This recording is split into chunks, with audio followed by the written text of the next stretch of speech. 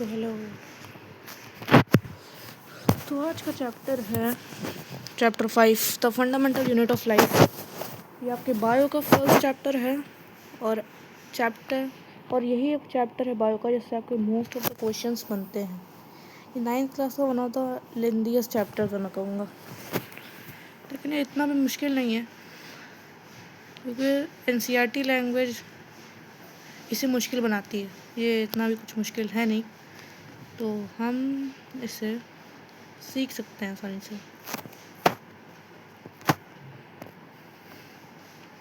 दूसरा चैप्टर का नाम है fundamental unit of life. Fundamental unit of life होता है मतलब जो बेसिक, मतलब जो सबसे छोटी चीज़ होगी लाइफ की। अब लाइफ की सबसे छोटी चीज़ क्या होती है? लाइफ की सबसे छोटी चीज़ पिछली क्लास में हम पढ़ के आए हैं, वो होती है सेल। ठीक है ना? सेल बहुत इम्पोर्टेंट होती है। तो चैप्टर की शुरुआत कुछ इस पहले पेज से हुई है जहाँ पे हमें कंपाउंड माइक्रोस्कोप का एक स्ट्रक्चर दिखाया गया है। वैसे ये कुछ आपको अपना काम का नहीं है क्योंकि हमें इसमें कुछ ज़्यादा काम करेंगे। तो मेन लाइन पूरे शीट में बहुत इंपॉर्टेंट है और जिससे क्वेश्चंस भी आ सकते हैं, वो ये एक लाइन है। अभी आपको दिखाता हूँ।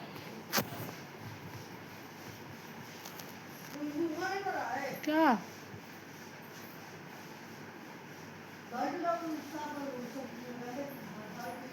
क्या बोल रहे?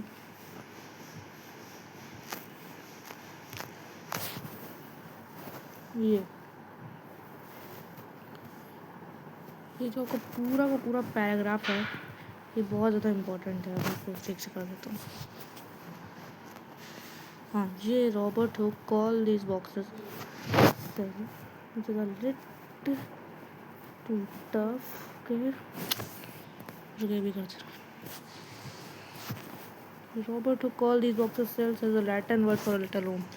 इसका मतलब ये होगा, जो रॉबर्ट हुक यहाँ पे जिसने बात की है, रॉबर्ट हुक ने 1665 में आपकी बेसिक यूनिट ऑफ लाइफ को डिस्कवर किया, जो था सेल। अब सेल को कैसे डिस्कवर कर लिया भाई? ऐसे तो जादू से आ नहीं गया होगा। उन्होंने क्या किया, जो ट्री की, जब पुराने पेड़ देखते हैं उनकी आउटरमोस्ट लेयर बहुत हार्ड हो जाती है, उन्होंने उसको कट किया और उसको अपने माइक्रोस्कोप के अंदर, जो प्राइमरी माइक्रोस्कोप था, उसके अंदर ऑब्जर्व किया तो पता चला कि उन्हें हनीकॉम्ब, आपने वो देखा होगा, क्या कहते हैं, जो हनी बीज का छत्ता होता है, ऐसा कॉम्प्लेक्स ऑक्टेगोनल बॉक्स जैसा स्ट्रक्चर होता है, कुछ ऐसा। उन्हें ऐसे स्ट्रक्चर दिखे, ऐसे स्क्रीन में बना रहा हूँ मैं, और इन्होंने उसे सेल नाम दिया। तो ऐसे हुई थी सेल की खोज। पूरे पैराग्राफ में बस इतना ही इम्पोर्टेंट है, ज़्यादा कुछ इतना इम्पोर्टेंट नहीं है। ऐसे ही देखो, आपको ये एक एक्सपेरिमेंट है अनियन पील वाला, ये पढ़ लेते हैं हम लोग। एक्टिविटी है, अच्छी एक्टिविटी है। इसमें क्या किया है, एक छोटा सा पीस लिया है अनियन बल्ब का। अनियन बल्ब में जो मेन पार्ट होता है ऐसे वाला, उसमें लिया है। हम उससे पेन या फोर्सेप्स, मतलब चाकू से, किसी से भी आप उसकी स्क्रीन निकाल लो। इसको एपिडेमिस कहते हैं। हाँ, आउटर लेयर जो होती है उसको आउटर लेयर को हम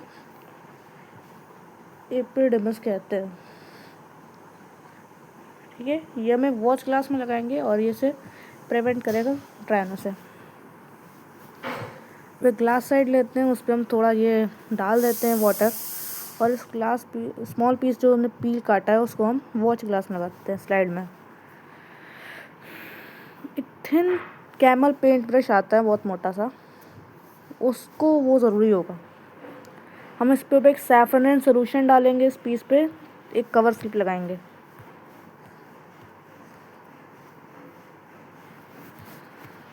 ठीक है, और आगे नीचे पढ़ लेते हैं।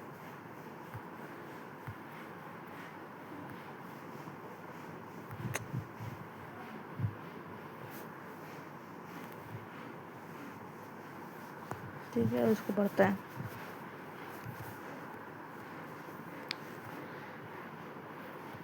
What are these structure? आप देखो, इस एक्टिविटी में बताया गया ये स्ट्रक्चर हमें दिखते हैं कुछ उसमें माइक्रोस्कोप में, तो क्या मिला? ये स्ट्रक्चर एक दूसरे से सिमिलर है। ये बहुत बड़ा स्ट्रक्चर बनाते हैं जैसे एनुअल बल्ब होता है। हमें इस एक्टिविटी से ये पता चला कि एनुअल बल्ब डिफरेंट साइज़ के होते हैं उनके पास, लेकिन उनका जो स्ट्रक्चर होता है वो स्मॉल स्ट्रक्चर से बना होता है जिनको सेलुलर या सेल कहा जाता है। जो सेल होंगी एनुअल पेल की वो सेम दिखेंगी, साइज़ उनका सेम रहता है, आप जानते हो। अब ये लाइन याद रख लेना, important line. These small structures that we see in the basic building units of onion bulbs, these structure called cells। ये अच्छा क्वेश्चन आ जाता है, एक्टिविटी से भी क्वेश्चन आता है। अब ये जो पैराग्राफ है आपको उसमें तो ढूंढने की ज़रूरत नहीं है, इस पैराग्राफ में सब दिया हुआ है, सेल्स की पूरी आत्मकथा दी हुई है, आप इसे पढ़ सकते हो। ये IMP है क्योंकि इससे छोटे छोटे क्वेश्चन आते हैं। जैसे रॉबर्ट हुक ने डिस्कवर किया 5 में, फिर एंटोनी लियोन हुक ने सबसे पहले बार लिविंग सेल डिस्कवर किया। रॉबर्ट हुक ने कॉर्क सेल्स में और आपको पता है कॉर्क सेल्स डेड सेल्स होती है, तो उनमें सेल्स जो थी वो डेड थी, वो कोई मूवमेंट शो नहीं कर रही थी, इसलिए वो डेड थी। लेकिन एंटोनी लियोन हुक ने 1674 जो उनका उन्होंने एक बढ़िया वाला माइक्रोस्कोप लिया और पॉन्ड वाटर में अमीबा के सेल्स को डिस्कवर किया। रॉबर्ट ब्राउन ने 1831 में पहली बार न्यूक्लियस की खोज की थी।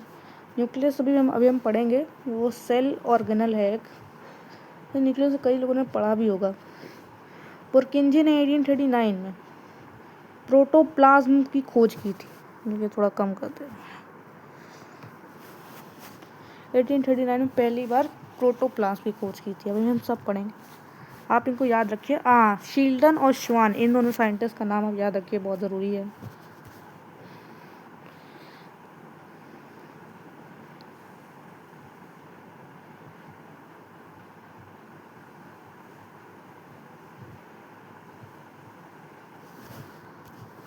अभी बता रहा हूँ।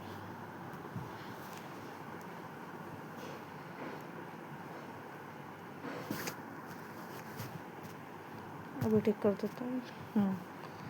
जो सेल थ्योरी थी इन लोगों ने दी थी। इन लोग का मतलब जो सारे ऑर्गेनिज्म हैं वो सेल से ही बने होते हैं, और जो पुरानी सेल नई सेल्स होती है वो नए सेल्स के डिवीजन से आती है। इन्होंने ये बताया था, आप इसे मार्क कर लीजिए।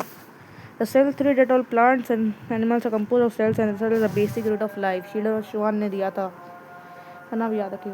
और इस सेल थ्योरी को और अच्छा किया था वर्चा, रॉबर्ट, इसमें रॉबर्ट वर्चा लिखिएगा, कई लोग रॉबर्ट ब्राउन भी लिखाते हैं। सेल एक्सपेंडेड बाय रॉबर्ट वर्चा, क्योंकि जो बाकी सेल्स हैं, जो नई सेल्स हैं, वो दूसरी ही सेल्स के डिवीजन से आती हैं। अब इसे समझाता हूँ। ये जैसे ये आपकी एक सेल हो गई, ठीक है, और ये ऐसा डिवीजन हुआ और जो 2 सेल्स में डिवाइड हो गई, ऐसा डिवाइड होकर 2 नए सेल्स बना देते हैं। अभी हम इसको अच्छे से पढ़ेंगे। यहाँ पे कई सारे इसके टाइप दे रखे हैं, आप देख लीजिए। स्मूथ मसल सेल है जो कि पॉइंटेड है, ब्लड सेल्स ओवल शेप्ड है, नर्व सेल्स, और हाँ, नर्व सेल हमारी बॉडी की लॉन्गेस्ट सेल भी होती है। ओवम है, ये फीमेल रिप्रोडक्टिव गैमीट है। स्पर्म मेल रिप्रोडक्टिव गैमेट है, बोन सेल बोन में होती है। फैट सेल्स मतलब वो हमारे यहाँ का वैक्यूल, हमारे इसका वैक्यूल होती है, मैं मतलब ह्यूमन बॉडी का वैक्यूल से फैट सेल्स कहते हैं, जो कि फैट्स जब आप कुछ फैटी फूड खाता है तो पेट लंबा क्यों होता है, उसमें स्टोर हो जाता है ओके फॉर्म में। तो शेप एंड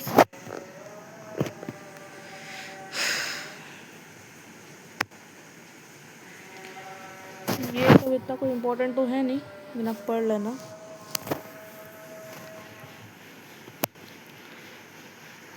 अब देखिए, जैसे ह्यूमन बॉडी के पास हर फंक्शन परफॉर्म करने के लिए अलग अलग ऑर्गन और ऑर्गन सिस्टम है, वैसे ही सेल अलग अलग फंक्शंस परफॉर्म कर पाती है बाय द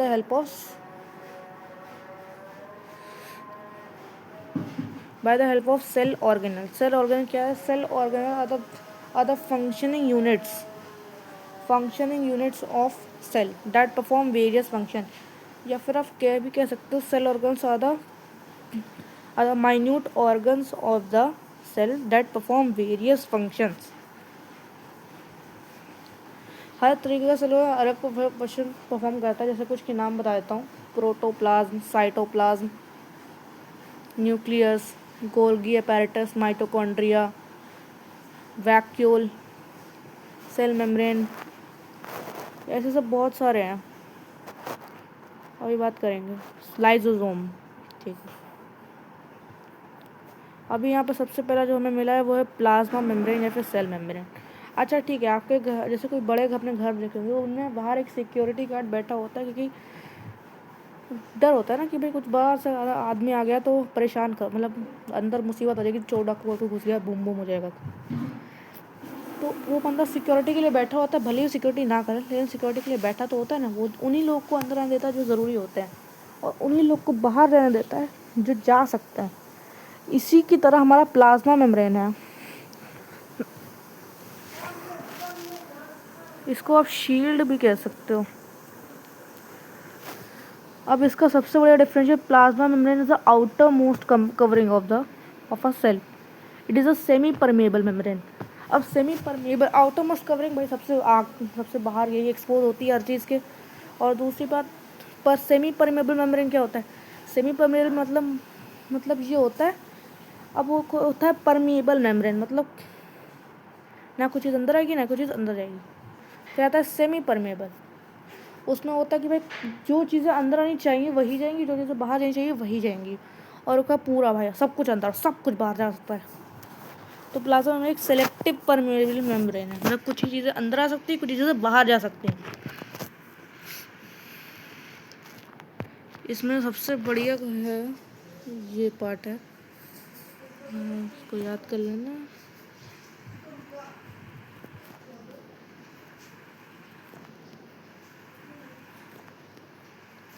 ये प्रोटेक्ट भी करता है एक तरीके से सेल को। अब जैसे सेमी परमेबल में इसलिए कहते हैं कि भाई कुछ ही चीज़ों को अंदर जाने देता है, कुछ ही चीज़ों को बाहर जाने देता है, सीधा बात। देखो मूवमेंट ऑफ सब्सटेंस कैसे होता है। मूवमेंट ऑफ सब्सटेंस यहाँ पे दो तरीके से होता है, एक होता है डिफ्यूजन और एक होता है ऑस्मोसिस। डिफ्यूजन का मतलब होता है जब कोई चीज़ जैसे कि गैस, वाटर और सॉलिड्स भी एक जगह से दूसरी जगह जाए by the concept of higher concentration to lower concentration, तब उसे हम डिफ्यूजन कहते हैं। लेकिन अगर ऑस्मोसिस की बात करें, ऑस्मोसिस वो मूवमेंट है, is a movement of water from higher concentration to lower concentration. मतलब सिर्फ वाटर का मूवमेंट अगर हो रहा है हायर टू लोअर, तब उसे ऑस्मोसिस कहेंगे। या फिर अगर कोई गैस, सॉलिड, लिक्विड सबका हो रहा है तो उसे डिफ्यूजन कहते हैं। अब एक अच्छा अगर ठीक से समझाऊँ तो diffusion does not depend on the upon the nature of the substance, whether it is water, gas or solid. It will pass from higher to lower concentration, but in osmosis only watery substance passes from the higher to lower concentration. अब इसमें questions आ जाते हैं। ये question बहुत ज़्यादा पूछा जाता है, who discovered cells and how. इसका सही आंसर है रॉबर्ट हुक, ठीक। दूसरा है why is a cell called the structure and function unit of life. अब क्यों कहा जाता है? क्योंकि उसमें सारे बेसिक फंक्शंस होते हैं जो सेल परफॉर्म कर सकती है। सेल को स्ट्रक्चर और फंक्शन यूनिट इसीलिए बोलते हैं क्योंकि सारे बेसिक फंक्शंस परफॉर्म कर सकते हैं ऑन इट्स ओन, जैसे कि रेस्पिरेशन, एनर्जी जनरेशन वगैरह वगैरह।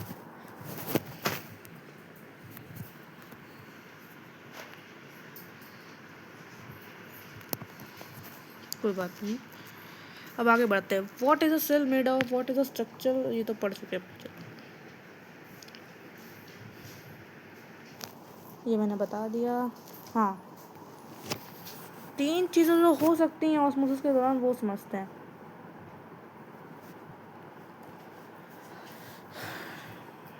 जैसे कि अगर हम दो सेल लें ए और बी,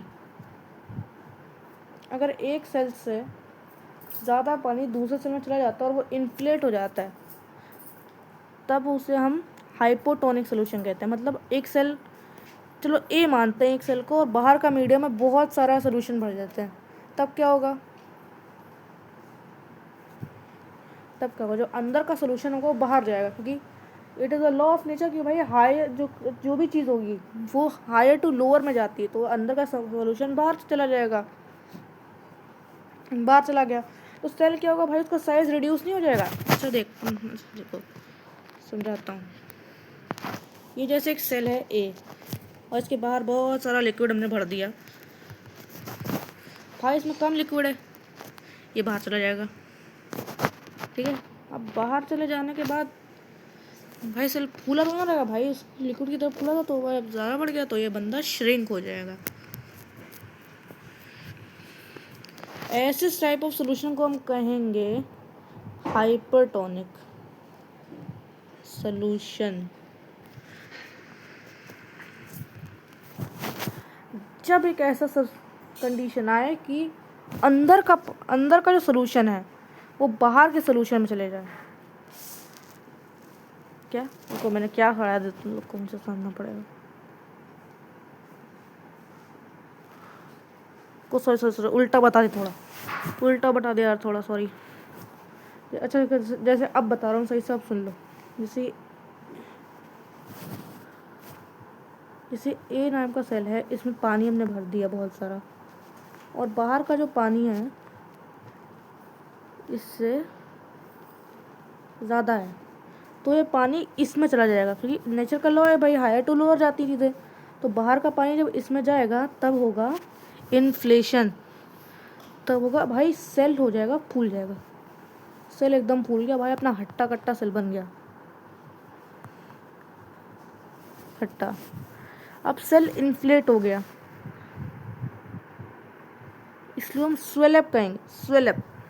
ठीक है, और अगर इसी का उल्टा कि जैसे हमने एक सेल ले लिया ए नाम का, उसमें हमने बहुत ज़्यादा पानी भर दिया और बाहर के सराउंडिंग में भाई से कम पानी है, तो बाहर चला जाएगा पानी, और इससे क्या होगा, हमारा सेल बेचारा सिकुड़ जाएगा। तो इसमें हमारा सेल हो जाएगा श्रिंक, और इस प्रोसेस को हम कहेंगे प्लाज्मोलिसिस।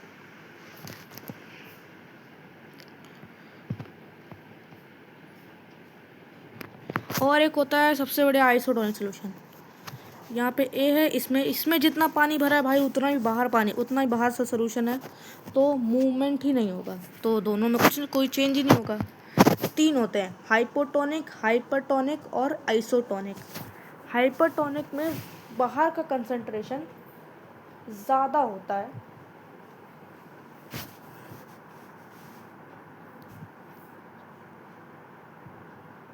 बाहर का कंसंट्रेशन कम होता है, इसलिए सेल हो जाता है श्रिंक।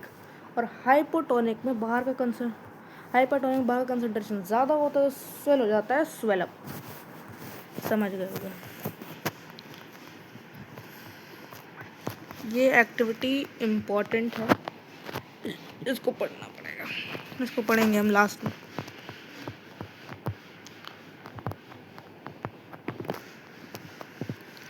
अब क्वेश्चंस आते हैं, how do substance like CO2 and water move out of the cell, discuss.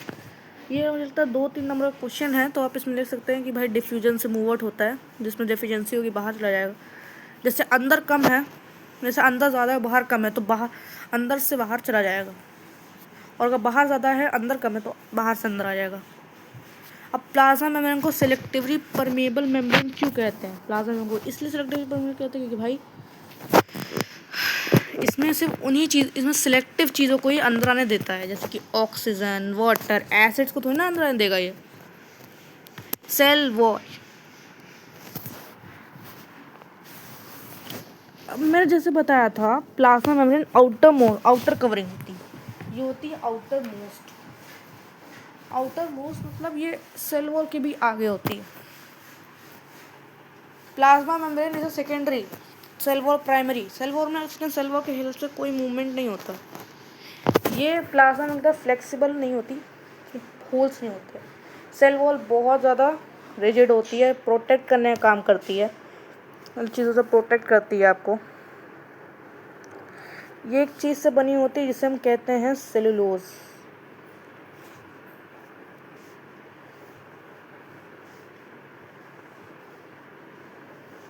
ये ज़रूरी है, ठीक है।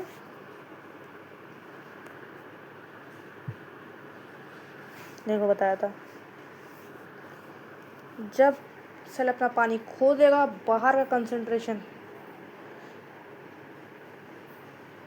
बार कंसंट्रेशन कम होने की वजह से तब जब सेल श्रिंक होगा उस प्रोसेस को हम बोलेंगे plasmolysis.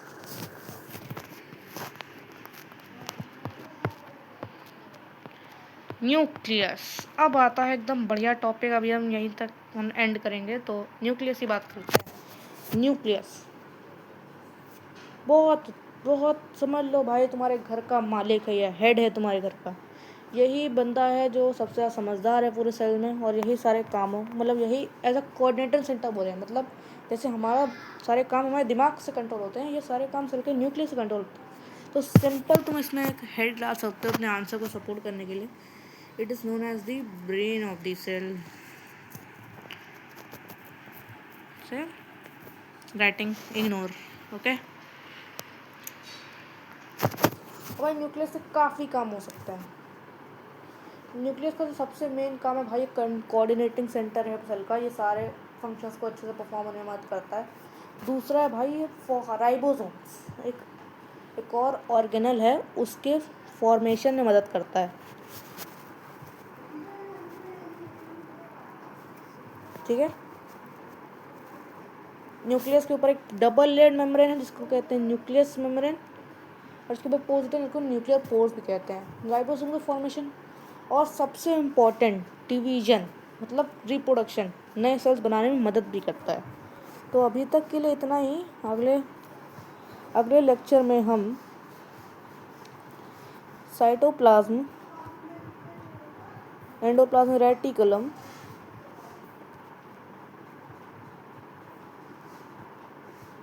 Lysosomes, Gogi apparatus, mitochondria तक पढ़ेंगे। तो बताना कि लेक्चर कैसा लगा है। मैंने ज़्यादा नहीं पढ़ा है इसलिए, क्योंकि मैं जानता हूँ भाई सबसे 1.5 घंटा नहीं पढ़ा जाता भाई, मेरी बस का बात नहीं है इसलिए। तो अगले लेक्चर में मिलेंगे, तब तक के लिए भाई रिवाइज करना। और हाँ, तुम वो सवाल से प्रैक्टिस करना है क्वेश्चंस की, अच्छे क्वेश्चंस आने से। Bye bye.